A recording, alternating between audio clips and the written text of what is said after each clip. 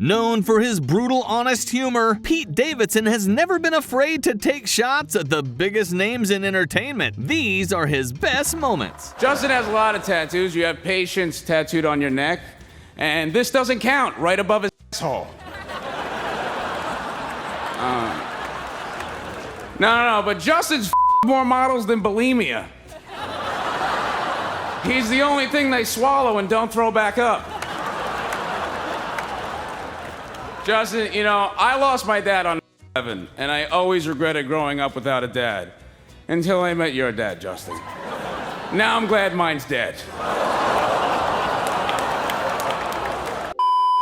Thanks for being here and taking a break from throwing barrels at Super Mario.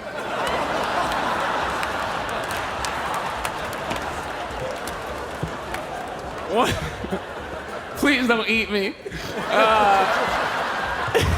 I'm so afraid, he's so big. One of the many nicknames that Shaq has is Superman, right? And much like Superman, he pretends to be a reporter and has never met his real father. No. Shaq is cool, though. Shaq has shattered 8 backboards and 79 cervixes.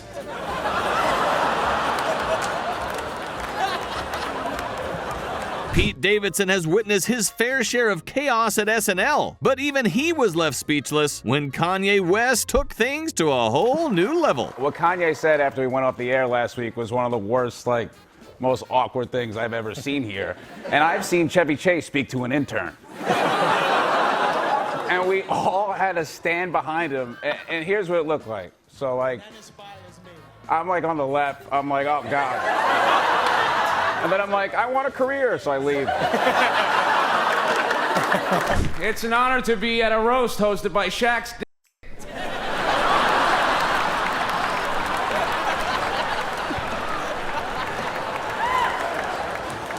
Wow, Ludacris and Snoop Dogg are here. If I was 38, I'd be freaking out right now.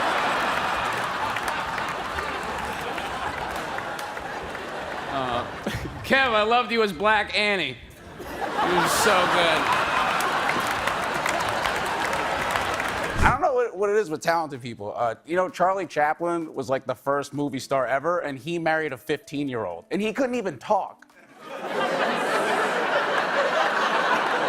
Well, he could talk in real life. No, he couldn't. I saw all the footage. He didn't talk once. That's why he's a silent film star.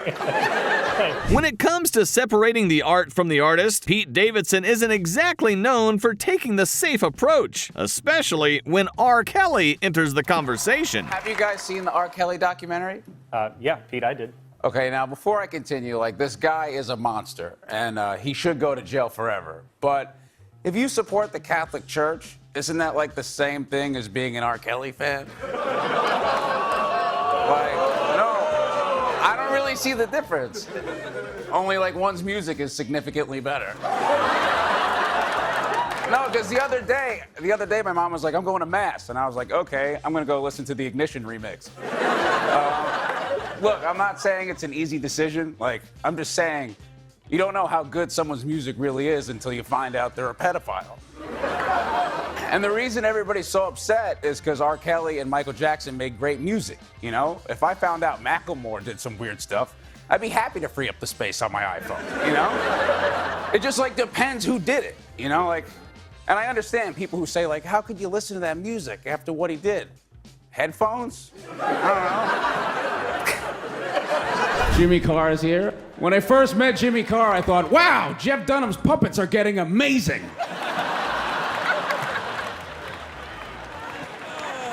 Jimmy, you look like a butler in a haunted mansion.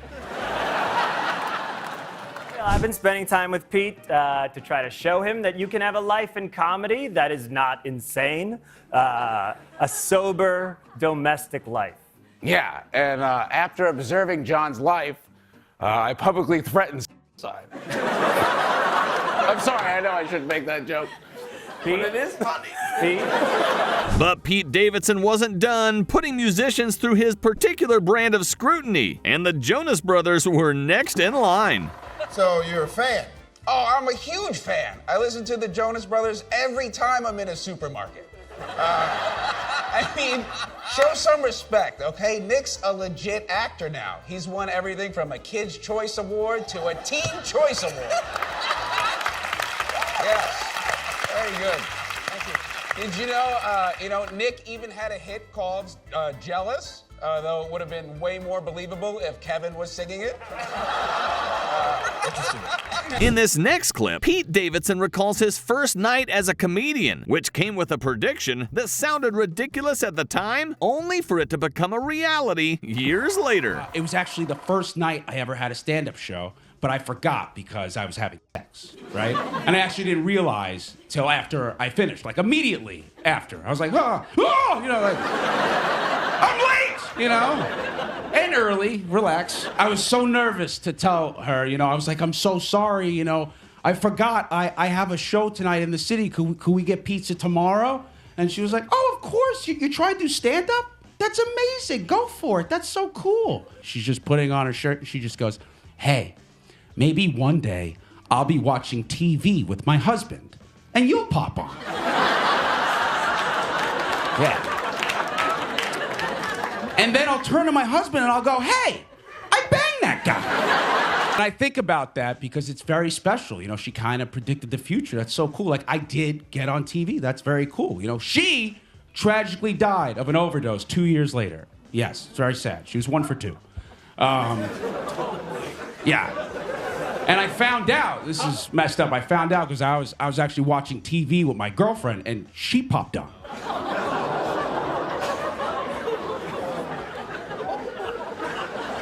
And then I turned to my girlfriend and I went, hey, I banged that girl. Seriously, guys, how does it taste, boys? What? Oh, don't ask. How does what taste? Warren Littlefield's nuts. He runs NBC. I looked it up. How else are you getting these jobs? I know you're doing the boss. Pete, Warren Littlefield hasn't worked here in like 20 years. Well, Southwest needs to get some new magazines. Pete, this is crazy. This is really crazy. But it turns out you're allergic to condoms. And I was like, well, what does that mean? And he said, it means you can't wear condoms ever. And I was like, really? I was like, are you a doctor or my best friend ever? What else? Is my dad coming back? This was the time when Pete Davidson was trying to find some common ground with his sister, only for his choice of show to make things a little uncomfortable. I was like, we'll do this, you know, and me and my sister both never saw Game of Thrones, right? I know. I didn't know. It's the #1 show in the world. I had no idea how sick everyone was. I thought it was like dragons and stuff, and magic. Hardly any dragons. Lots of tons of incest. So much. You can leave the house, come back, still happening. It's a very weird show to watch when you're trying to find common ground with your sister. I was so uncomfortable watching this, you guys. I was watching it, I was like, oh man, this is so weird, you know? Like, I wonder how she feels, you know? So I put out a feeler, you know? I was like, hey, this is pretty weird, huh? And she was like, I love it!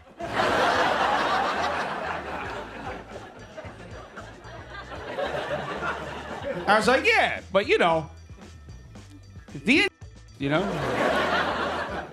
It's like a no-go, right? And she was like, well, it was a different time.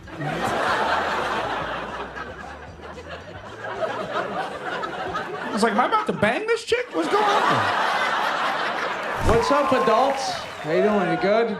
I just dropped out of college. Anybody else? Yeah.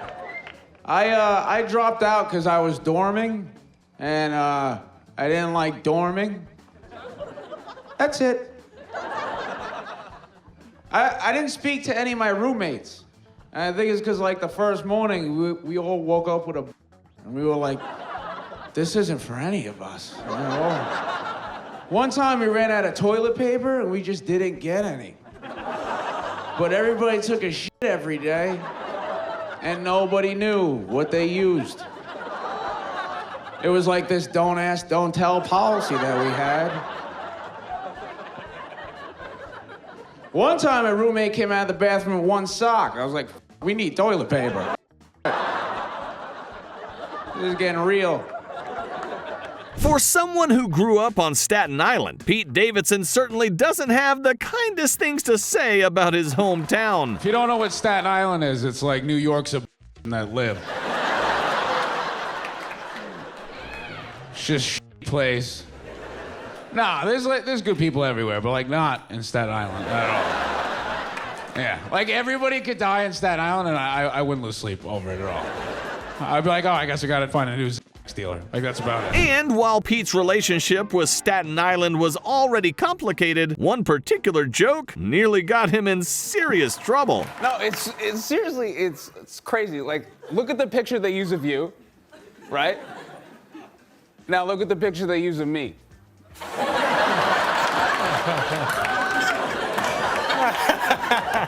Well, why do you think they don't like you, Pete?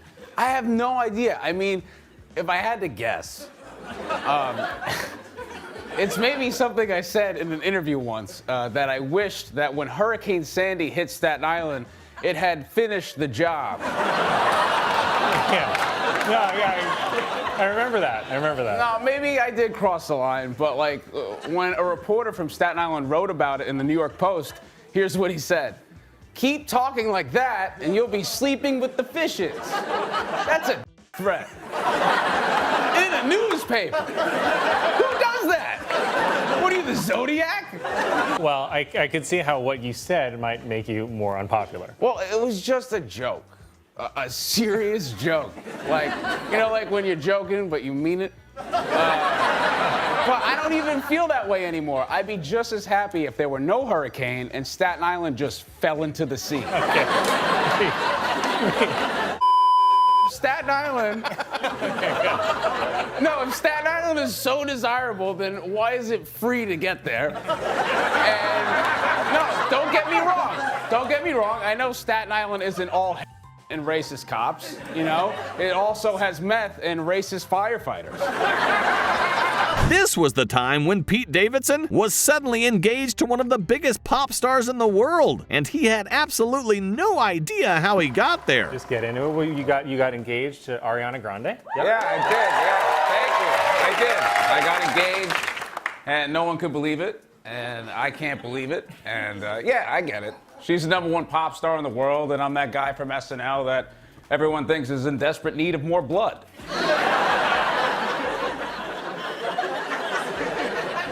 Well, congratulations. I know it's been kind of crazy. Yeah, you know what? Do you remember when that whole city pretended that kid was Batman because he was like sick?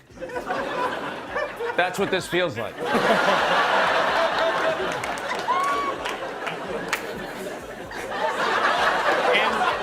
Have you been enjoying all of the attention? I hate it. It's awful. I'm so scared. Yo, I got right. Kanye, I know you're like, yo, this is the real me. I'm off the meds. Take them. There's no shame in the medicine game. I'm on them. It's great. Take them. There's nothing wrong with taking them. If I ever got on a plane and the pilot said, I just want all you to know, this is the real me flying. I'd jump out. Being mentally ill is not an excuse to act like a jack.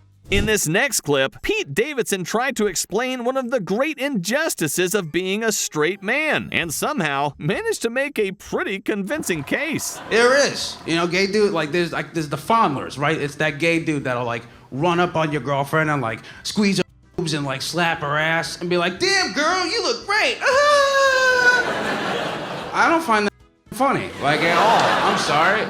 Like I'm all for the gayness. You know, it doesn't mean I'm against gayness. It's just like, you know how hard I work, slap and you know how many fucking birthdays I've missed, you know, friends I've lost, Christmases spent in Ohio, and you just get to slap technicality? That's not fair at all. Yeah, right in front of you, walk up, slap, you know, just because he could, you know? I would never do that just because I could, you know? I wouldn't, like, walk up to his boyfriend and, like, tug his and be like, nice, Gary, not for me, but cool. You don't mind me asking, can I ask, what's the prenup situation? Well, obviously, I wanted one, you know, so God forbid we split up and she takes half my sneakers. No, look, I'm totally comfortable being with a successful woman. I think it's dope. I live at her place, you know? She pays like 60 grand for rent, and all I have to do is like stock the fridge. And yeah. Well, the man doesn't always have to be the breadwinner in a relationship. Goddamn right, Colin. He does not. Yeah, last night I switched her birth control with Tic Tac. When I used to live with my mom, I just thought she was annoying. I thought she was annoying, and she cock-blocked my masturbation time. That's all I Because she was the room next door, so every time I would get it going, I would like hear her sneeze, and it would throw off my timing. And I'm like, I can't finish now. Mommy's sick. She might need these tissues.